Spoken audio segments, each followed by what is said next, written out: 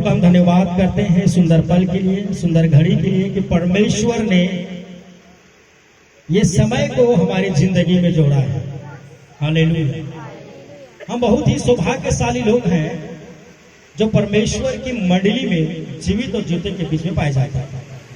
बहुत से भाई बहन ऐसे हैं जो आज के दिन घड़ी को देखना चाहते थे, मर गए, मिट गए, मसीह में सो गए, कि दुर्घटना में लगने टूटे हॉस्पिटल में है, बीमार है, कई दुष्टों की मंडली में है, कई अपराध कर जेलों में है, पता नहीं किन परिस्थितियों में। पर प्रभु ने हमें एक सुंदर रीति से अपने बलवंत हाथों के नीचे दीनता से रखा है, इसलिए परमेश्वर को हम धन्यवाद देते हैं। आइए, जो सारी महिमा स्तुति आदर के योग्य है उस परमेश्वर को हम जोरदार ताली बजाकर महिमा देंगे। Hallelujah, praise the Lord. धन्यवाद यीशु, धन्यवाद यीशु, बोलो यीशु मसीह की हालेलुया। आज जो है आनंद का उत्सव है, पर लोगों के चेहरे में थोड़ा आनंद नहीं दिख रहा है। पता नहीं क्यों आप हंस नहीं रहे। किसी ने कुछ बोल दिया है, ऐसा मुझे लगता है कि आप हंसना मत। पता नहीं क्यों आपके चेहरे में आनंद दिखाई नहीं दे रहा है। कौन आपकी आनंद को चोरी करके ले गया है? क्यों आप मुस्कुरा नहीं रहे हैं? ये आनंद उत्सव है। आज ही के दिन हम अपने प्रार्थना भवन टोटो पार में मसीह के नाम से उद्घाटन किया। ये घर प्रार्थना का घर कहलाता है, यहाँ परमेश्वर की महिमा हो। और सच में जिस दिन से हम लोग प्रार्थना के उद्घाटन के उस दिन से भवन छोटा पड़ गया है। हालेलुया। हमारे भाई राम कुमार टंडन जी की कड़ी मेहनत, अच्छी परिश्रम, एक अच्छी सेवा कहा जाए, उनकी एक अच्छी लगन ने, क्योंकि कलीसिया अपने आप नहीं बढ़े, परमेश्वर बढ़ाता है और नीचे से कुछ करने वाला हो, नीचे से कोई मेहनत करने वाला तब जाके कलीसिया बढ़ती है, लोगों की आत्मा बढ़ती है। जय मसीह की। मेरे प्रियो, बहुत ही सुंदर रीति आज की सभा संचालित हुआ है। हम गवाहियों के पाठ में देखें, बच्चों के द्वारा नाच गाने की स्तुति आराधना, नौजवानों के द्वारा प्रभु की भजन, सुंदर स्तुतियों को गाए और नीचे हम आशीषित हुए। फिर भी मुझे ऐसा लगता है कि हमारा ध्यान परमेश्वर को नहीं है। मैं सोच रहा था कि मैं क्या प्रचार करूं। मुझे 15 साल हो गए सेवा में, हर दिन सेवकाई में जाता हूं, हर दिन कोई नए विषय में बात करता हूं, पर एक चीज को मैं चिंतन मनन करता हूं कि लोगों को सिखाया क्या जाए जब वो माने नहीं। जब वो मानना ही नहीं चाहे तो क्या प्रचार किया जाए। आज एक आशीष के दिन है। मैं कहता हूं आज ही नहीं, परंतु प्रतिदिन आपके लिए आशीष के दिन है, प्रतिदिन आनंद के दिन होगा, बड़े प्रतिदिन शांति के दिन होगी। कब कुछ चीजें हमको सीखनी होगी। ज्यादातर मैं आशीष चंगाई के बारे में नहीं बताता, क्योंकि यीशु के नाम लेने से ही आशीष चंगाई मिल जाती है। पर उससे भी बढ़कर है, उससे भी बढ़कर है, उससे भी उत्तम है, उससे भी सर्वोत्तम है। वो अनंत जीवन है, वो उद्धार है और यीशु के साथ जीवन बिताना है। हालेलुया। लगता है अभी भाई की तरह मुझे यीशु तू चाहिए गीत गाया ना गए। कितने लोगों को यीशु चाहिए? हाँ, हंसते हो यीशु के नाम लेते। देखो, कोई व्यक्ति जो होता है, किसी का कोई से क्या हो जाता है, प्रेम होता है। कोई किसी को बहुत प्रेम करता है और जब उसको दूर ही से देखते हो कि चेहरा की चमक बढ़ जाता है। कई लोग किसी को पाने के लिए काफी परिश्रम करता है। कोई धन हो सकता है, दौलत होती, शोहरत होती हो सकती है, पद और प्रतिष्ठा भी हो सकता है, तो कोई और भी हो सकता है, और उसके लिए वो दीवानेपन के हद पार कर देता है। काश वो मिल जाता तो मुझे ऐसा लगता कि मुझे सब मिल जाए। लोग यही चाहते हैं। यहाँ बैठे बैठे मनुष्य लोग पृथ्वी में क्या सोचते हैं? मेरे पास गाड़ी नहीं है, 2 पहिया गाड़ी नहीं है, मेरे पास 2 पहिया गाड़ी नहीं। काश प्रभु 2 पहिया गाड़ी मिल जाता तो मेरा तो खुशी ठिकाना नहीं है। दूसरे की गाड़ी को जब चलते देखेंगे उनके पास तो सोचते काश मेरे पास यही गाड़ी होता। फिर कोई दूसरा गाड़ी देखते तो ऐसे ही गाड़ी होता, फिर कोई दूसरा गाड़ी तो फिर ऐसे ही गाड़ी होता। ऐसे दिमाग में चलता रहता है जब तक वो मिल ना जाए। लेकिन एक दिन उनकी इच्छा पूरी हो जाती है, उसको 2 पहिया गाड़ी मिल जाता है, मोटरसाइकिल। वो जिस दिन लेता है उस दिन खुशी का ठिकाना नहीं। 2 दिन, 3 दिन, 4 दिन, 8 दिन, और जैसे कुछ सालों चलाने के बाद उनको लगता है काश मेरे पास 4 व्हीलर होता, 4 पहिया है। एक कमरा से 2 कमरा की इच्छा, फिर बड़ी मकान से महल की इच्छा हो जाती है।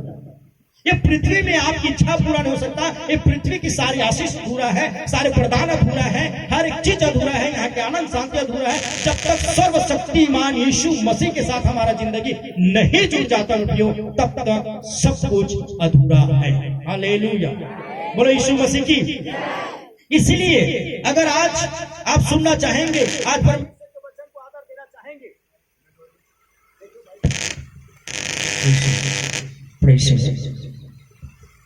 जय मसीह की।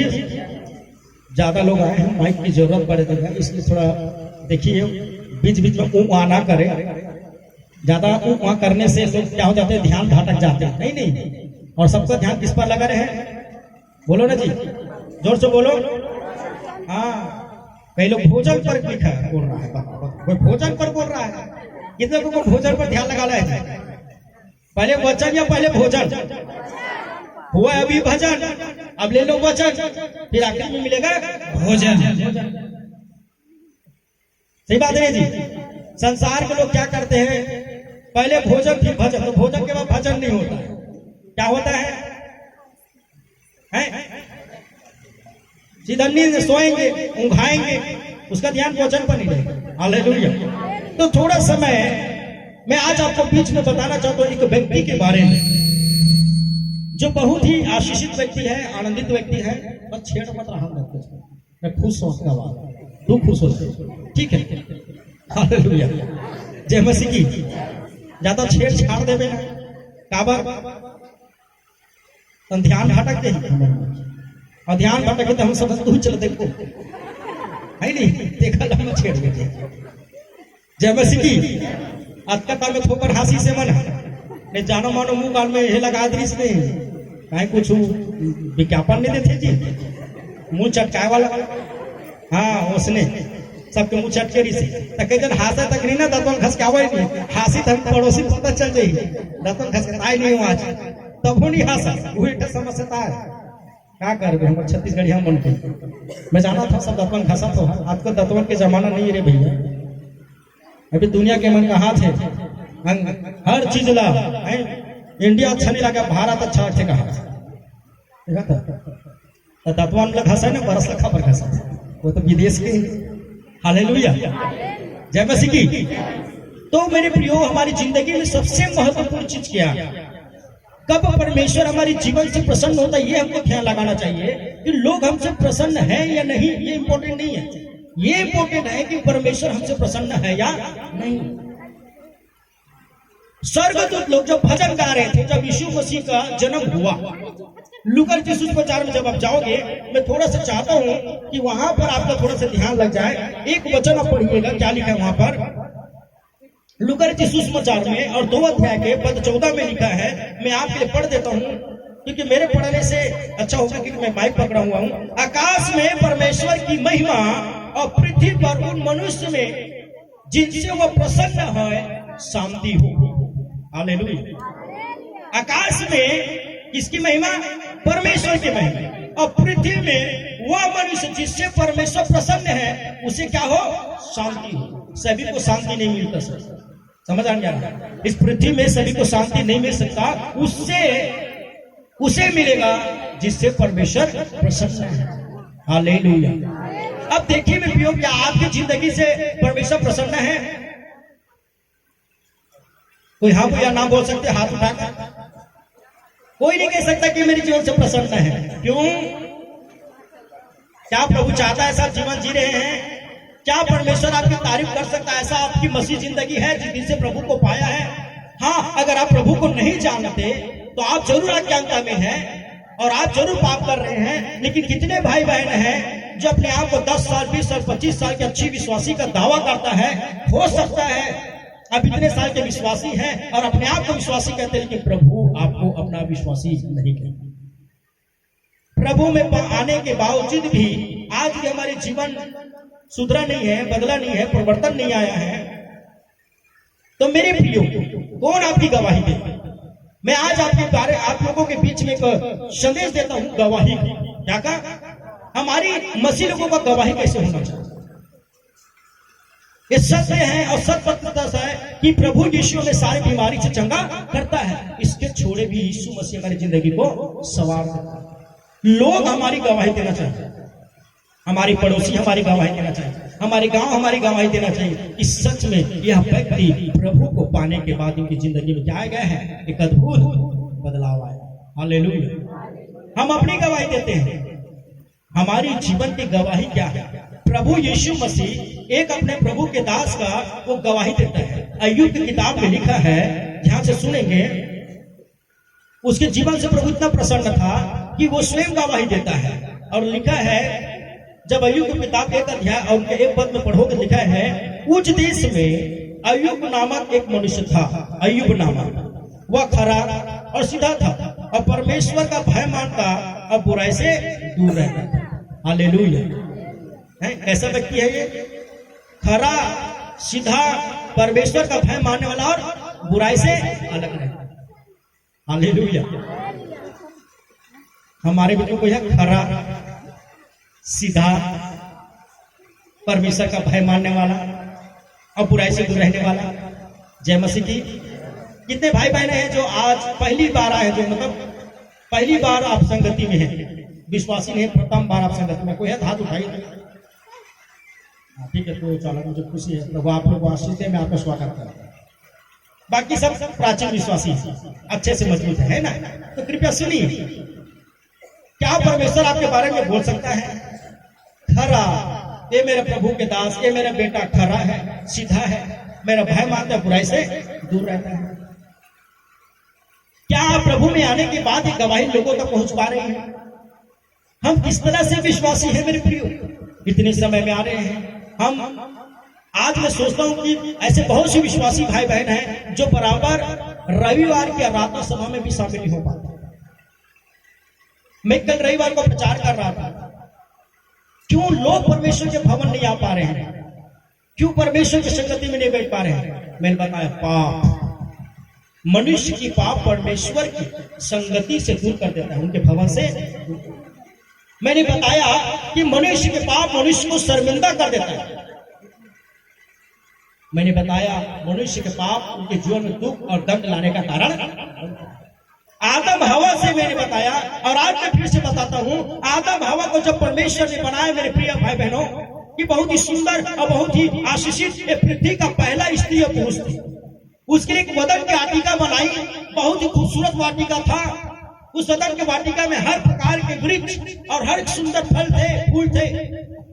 और प्रभु ने उत्तम सुंदर स्थान में उन लोगों को रखा और कहा, इस वदन के वाटिका में जाओ, रहो, इनकी रखवाली करो, यहाँ आनंद की जिंदगी जियो, और जिस भी वृक्ष का फल को खाना है बेखट के बिना पूछे खाओ, लेकिन अच्छा बुरा का फल जिस दिन खाओगे उस दिन।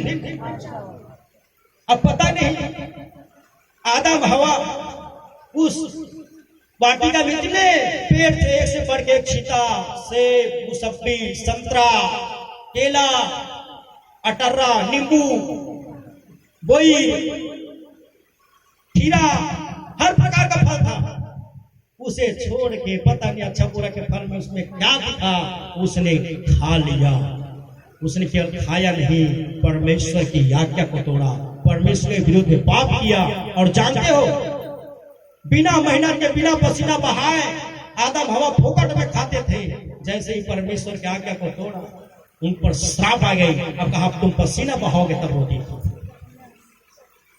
उन पर डर आ गया, उन पर भय आ गया, वो परमेश्वर से छिपने लगे, परमेश्वर से डरने लगे। उससे पहले परमेश्वर के साथ बड़ी आनंद के साथ निर्भय होकर मुलाकात करते थे। क्या कारण था? कि परमेश्वर के साथ जो पहले जैसे संबंध था, पहले जैसे निर्भय होकर मिलता था, जब प्रभु से मिलने आए तो लोग डर के मारे छिपने लगे। पाप। Hallelujah, hallelujah. मेरे प्रिय भाई और बहनों, बहुत बार हमारी जिंदगी में मेरे प्रियो हम पाप के दास बन जाते हैं। जब आप पाप के दास बन जाओगे, पाप आप अच्छी तरह जानते हैं, छल कपट प्रेस ईर्ष्या से लेकर कुविचार व्यभिचार मूर्ति पूजा, एक हर एक चीज जो किसी के भावनाओं को ठेस पहुंचाती है, हर एक चीज जो परमेश्वर की दृष्टि में घृणित है, हर एक चीज जो परमेश्वर की आज्ञा का विरुद्ध है, वो सब पाप है। और प्रभु ने हमें चुना है, प्रभु यीशु ने हमें चुना है, जो स्वर्ग से को त्याग कर हमारे पृथ्वी में आया, और जो आदम हवा के श्राप पाप से लेकर अब तक मनुष्य अपने कर्म से पाप कर रहे हैं, वो सारे पापों को शुद्ध करने के लिए यीशु इस दुनिया में आकर हमारे मारे गए, गाड़े गए और तीसरे दिन जी उठा, आज भी जीवित है। अब वो चाहता है कि हम उनके साथ चलें। हालेलुया। और कैसे चले? खरा, सीधा और परमेश्वर के भय मानने वाला और बुराई से अलग नहीं। आज अगर अपने पारिवारिक जीवन में, अपने व्यक्तिगत जीवन में आप आशीषित होना चाहते हैं, प्रभु के बेटा और बेटी आनंदित होना चाहते हैं, अपने जीवन में शांति के साथ जीवन जीना चाहते हैं, तो ये 4 चीज अपनी जिंदगी में जोड़ लीजिए। अय्यूब ये 4 काम करता था, वो खरा था। वो क्या था? परमेश्वर उन लोगों को आशीष नहीं देता जो ज्यादा पढ़ा लिखा है, जाति सुंदर है, एकदम टैलेंटेड है, ब्रिलियंट है या और कोई गुण है। प्रभु ये सब नहीं देखते।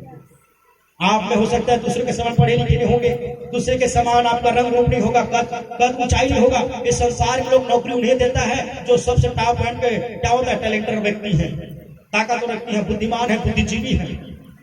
संसार के लोग जो कमजोर है, निर्बल है, तुच्छ है, उन्हें नकार देते हैं।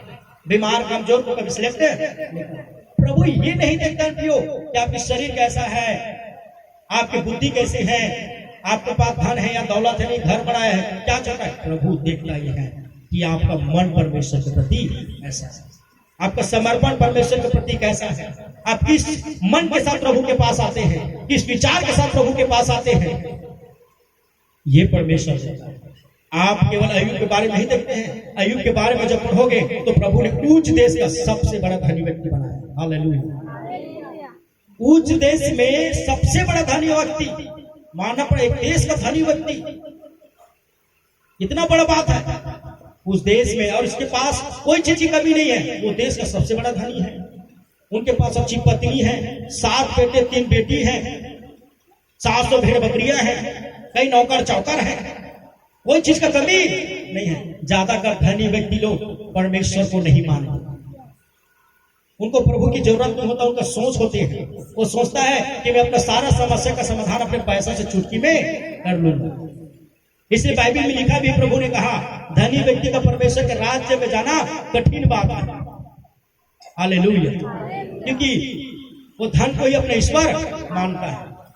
तो कई धनी तो प्रभु के पास आकर उससे अनंत जीवन मांगना चाहा, और प्रभु ने जब उसे कहा अपने धन को त्याग कर गरीबों को बांट कर मेरे पीछे हो ले, तो तत्कालीन निराश होकर वो चले गए। उसने प्रभु से ज्यादा धन को प्रेम किया। लेकिन अय्यूब के बारे में मैं बताना चाहता हूँ, प्रभु ने उसको इतना धनी बनाया, इतना धन दौलत शोहरत इज्जत रहने के बावजूद भी अय्यूब के बारे में बाइबल कहता है कि वो परमेश्वर के प्रति ईमानदार था। हालेलुया। बोले यीशु मसीह की हालेलुया, हालेलुया। एक बार एक राजा, छोटा सा मैसेज है, ज्यादा समय नहीं होगा पर समझने का प्रयास कीजिए। एक बार एक राजा ने एक घोषणा की, वो बुजुर्ग हो गया था, उनकी कोई बाल बच्चे नहीं थे, उनके बाद उत्तराधिकारी के रूप में कोई राजा उनको चाहिए। तो वो पूरे राज्य में घोषणा करता कि मैं एक बुद्धिमान और ज्ञानी व्यक्ति चाहता हूं जो राज्य को बड़ी कुशलता के साथ राज्य करे, ईमानदारी के साथ। तो पूरे राज्य भर में कई पढ़े लिखे लोग, धनी लोग उसके सामने आ गए। उसने प्रतियोगिता कराया, कई प्रकार की प्रतियोगिताएं कराई, खेल कूद से लेकर ज्ञान बुद्धि की बातें, नॉलेज की बातें, कई प्रतियोगिता कराए। तो उसमें मैं बताना चाहता हूँ 500 लोगों ने शामिल हुआ। 500 लोगों में 50 लोग सिलेक्ट हुए। फिर 50 लोगों में 4 लोगों को सिलेक्ट किया गया।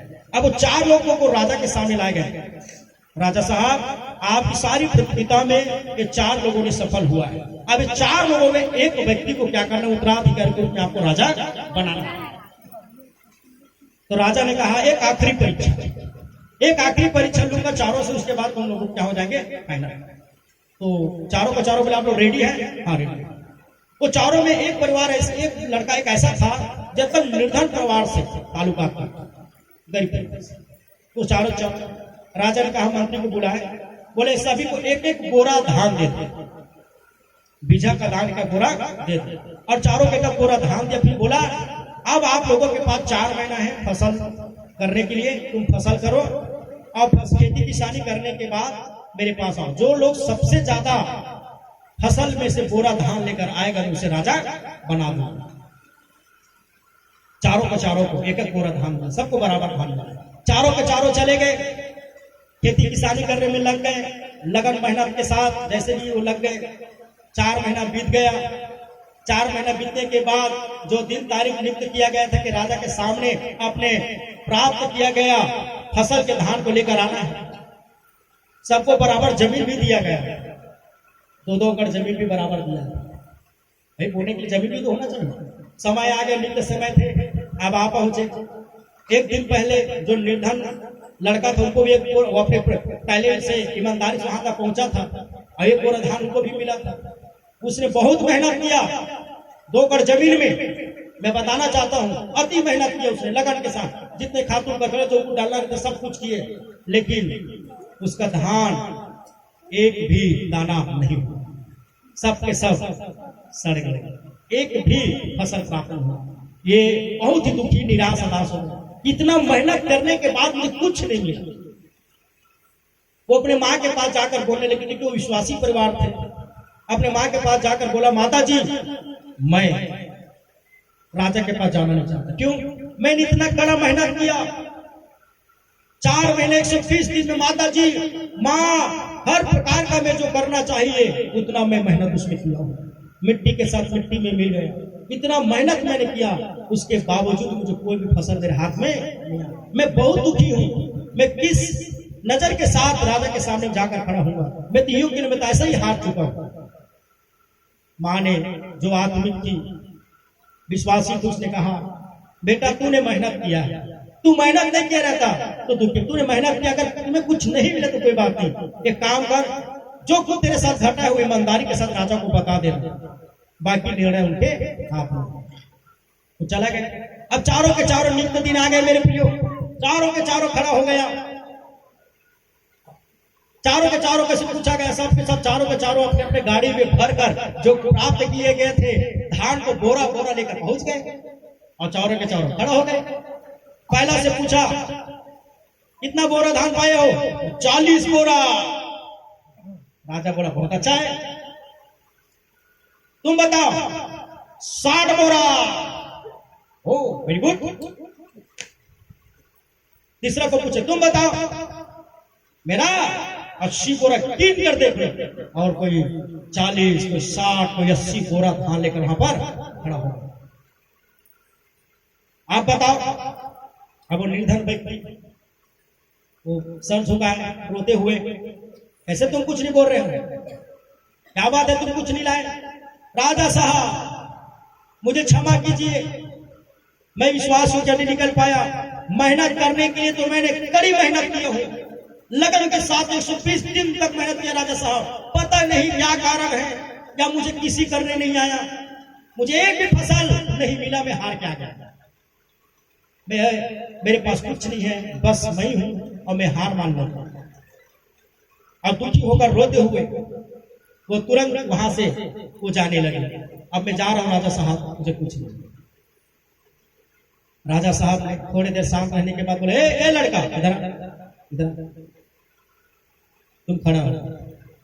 फिर उन लोगों से पूछा, कितना कितना धान पाए हो? बोले, कोई 40, कोई 60, कोई 80, और तुम? कुछ भी नहीं। राजा ने कहा, अब इस समय आ गया है, इस समय आ गए हैं कि मैं जो राजा चुनना चाहता था, मेरे जगह में उत्तराधिकारी के रूप में मैं राजा को चुन लूं, और मैं राजा चुनता हूं इस निर्धन व्यक्ति। तो सब बोलने लगे, ये क्या न्याय है? मैं बताना चाहता हूं, 4 बोरा धान उन लोगों को एक एक बोरा में दिया था, वो 4 बोरा धान जो बीज था ऑलरेडी पकाए हुए बीज था, उसको कितना भी मेहनत करोगे एक दाना फसल नहीं हो सकता। तो तुम लोग कैसे फसल लाए मुझे बताओ, और कहां से लाए हो? ये मतलब स्पष्ट था कि ये लोग क्या किए, बेईमानी किए। क्या किया है? बोलो ना जी, बेईमानी किए, गद्दारी किए, अविश्वासिता के साथ वो लोग फसल के लाए थे। इसने ईमानदारी दिखाया। राजा को मालूम था कि उसमें कितना भी मेहनत करेंगे एक भी फसल, क्योंकि वो ऑलरेडी वो बीज जो पका हुआ बीज है, इसमें कोई फसल नहीं हो सकता। उसने उस निर्धन व्यक्ति को राजा बनाया कि तू विश्वास योग्य है, तू ईमानदार है, तूने मेहनत किया और अपने यहाँ पर आकर मेहनत को बताया, और तूने सत्य बताया है कि बीज से कोई फसल नहीं हो सकता। पर इन लोगों ने क्या किया? झूठ बोला, बेईमानी किया। जय मसीह की। मेरे प्रिय भाई और बहनों, कृपया मुझे सुनिए, परमेश्वर वो 100 झूठे लोगों को नहीं चाहता, एक सत्य पर चलने वाले विश्वासी को चाहते हैं। वो हजारों की भीड़ नहीं चाहिए प्रभु को, एक भेड़ चाहिए जो उनके पीछे चलना चाहता है। ईमानदार, प्रार्थना में, उपवास में, संगति में, सत्य बोलने में, सत्य सुनने में, सत्य को समझने में, बीच में किसी का न्याय करने। अय्यूब एक ऐसा ही व्यक्ति था, हालेलुया, खरा था, ईमानदार, मेहनत के साथ करने होने वाले। कई लोगों के पास धन आने पर घमंड हो जाता है, धन आने पर भी विनम्रता के साथ परमेश्वर के साथ चलता था। कोई धनी व्यक्ति अगर वो ईमानदार, उनके बाल बच्चे धन में बिगड़ जाता है। इनके 7 बेटे 3 बेटी थे, कोई नहीं बिगड़ा है। जब पढ़ोगे वीर पियो आगे, मैं पढ़वा नहीं रहा हूं, समाज को ध्यान देते हुए, उनके एक बेटा बेटी नहीं बिगड़ा। क्यों? अय्यूब से हमें सीखना चाहिए।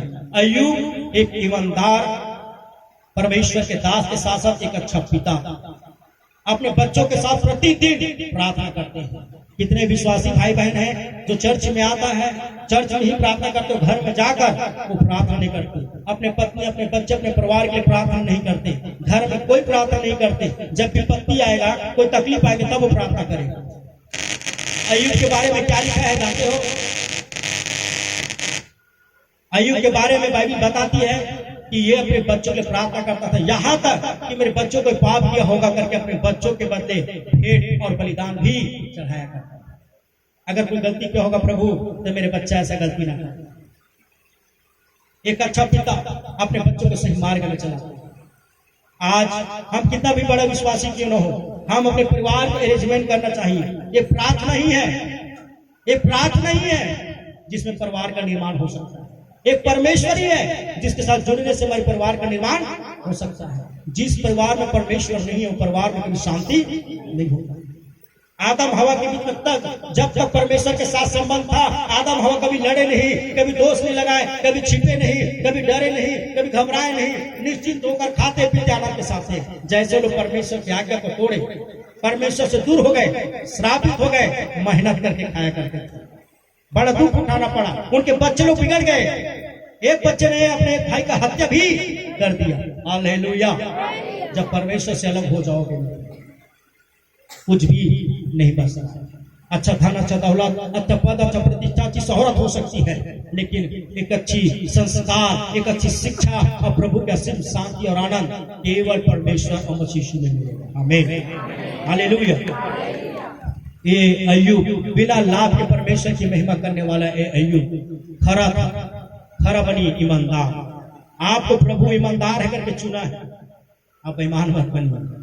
हर काम में आप कहीं पर नौकरी करते हैं, ईमानदारी से कीजिए। कोई जगह मजदूर करते हैं, ईमानदारी से। कोई बिजनेस करते हो, ईमानदारी से। एक अच्छा विश्वासी हो, ईमानदारी से। एक अच्छा परिवार चलाने हो, ईमानदारी से। परमेश्वर ईमानदार लोगों से पसंद है। एक नहीं के उदाहरण देकर समाप्त करता हूँ। यीशु को परमेश्वर ने चुना, उन्हें सपना दिया कि मैं प्रधानमंत्री बनाऊंगा। अपने भाइयों के पास जाकर जब अपने सपनों को बताए, तो भाई लोग ईर्ष्या और जलन में उसे मारना चाहा, आपस में सुलह करके मारने, अरे भाई हम मारेंगे नहीं करके उसे सूखे कुएं में डाल दिए। तब भी मन नहीं बढ़ा तो परदेसी के हाथ में अपने इस भाई को बेच दिया, अगर ये प्रधानमंत्री बन गया, हम इसके नौकर बन गए। वो यीशु मिस्र में रहकर नौकरी चौकरी करके ईमानदारी से एक बिजनेसमैन का विश्वास योग्यता के साथ एक बड़ा मैनेजर का पोस्ट प्राप्त किया, अब पूरा बिजनेस भी संभाल रहा था। वहां पर पोतीपुर के बिजनेस में संभाला था। पोतीपुर के पत्नी ने उसे वे विचार में पकड़ाना चाहा, वही ईमानदार रहा। क्या रहा? उसे बहुत बार उसे उकसाया पाप करने के लिए उस स्त्री ने, पर उसने उसके बात नहीं माना। बोला मैं जेल में डलवा दूंगा, तुम्हें मरवा दूंगा, कुछ भी करा लो, लेकिन मैं पाप। उसने जेल जाना पसंद करके पाप। यीशु एक ईमानदार, वो जेल में रहना पसंद करके पाप, और उनकी ईमानदारी को देखकर परमेश्वर ने उसे प्रधानमंत्री बनाया। Hallelujah, hallelujah. ईसे के पुत्र में बहुत से पुत्र रहे, सुरवीर, बुद्धिमान, ज्ञानी और बुद्धिजीवी रहे। जब राज्य अभिषेक के लिए बात आई इजराइली की, और प्रभु के दास समय भविष्यता जब गया, कई लोग थे ऊंचे कद वाले, उनके बेटे किसी को अभिषेक नहीं किया, उनके सारे बेटे निकल के सब अभिषेक नहीं हुआ। सामुएल जिसे भी देखता था, ये ऊंचा कद वाला, इसको प्रभु जरूर चुनेगा, इसको राज्य अभिषेक करता। प्रभु मना करते इसे नहीं, ये तलवार योद्धा से अभिषेक करता। प्रभु कहते इसे नहीं, ये शस्त्र ज्ञान इसे नहीं, अस्त्र ज्ञान इसे नहीं। सब प्रभु सब तो सारे बच्चे चले गए। तब इसे को पूछा, तेरे कोई और बेटा है क्या? हाँ है ना। कौन? दाऊद। कहाँ है? भेड़ चराने गया है। कहाँ गए हैं? सोमन मनुष्य को भेड़ चराने वाला तो पक्का राजा नहीं है। हालेलुया। बुला लो। उसे बुलाया, उनकी कद को देखकर, उनकी ऊंचाई को देखकर एकदम बच्चा बालक के समान था। सम्मान देकर बोले, इसे कौन बुलाएगा? परमेश्वर कहता है, तू उनकी कद और ऊंचाई पर मत जा। मैं मनुष्य नहीं कि कद, ऊंचाई, रंग रूप को देखता हूँ, मैं तो मन को देखने वाला परमेश्वर। और इसे ही राज्य अभिषेक कर, क्योंकि दाऊद मेरे मन के अनुसार। हालेलुया। जय मसीह की। दाऊद एक अच्छा राजा करने वाला, परमेश्वर पर भरोसा करने वाला और ईमानदार हो। क्या कहता था? मैं जब अपने पिता का भेड़ चराने जाता हूँ, अब कोई भेड़िया आ जाए, कोई शेर आ जाए, तो अपनी जान को जोखिम में डालकर इस सारे भेड़ को मैं क्या करता हूँ? बचाता हूँ। प्रभु ने देखा, जब भेड़ के लिए अपनी जान में जोखिम डाल सकता है, तो राज्य की प्रजा के लिए क्या नहीं कर सकता है। यही ईमानदार है राजा।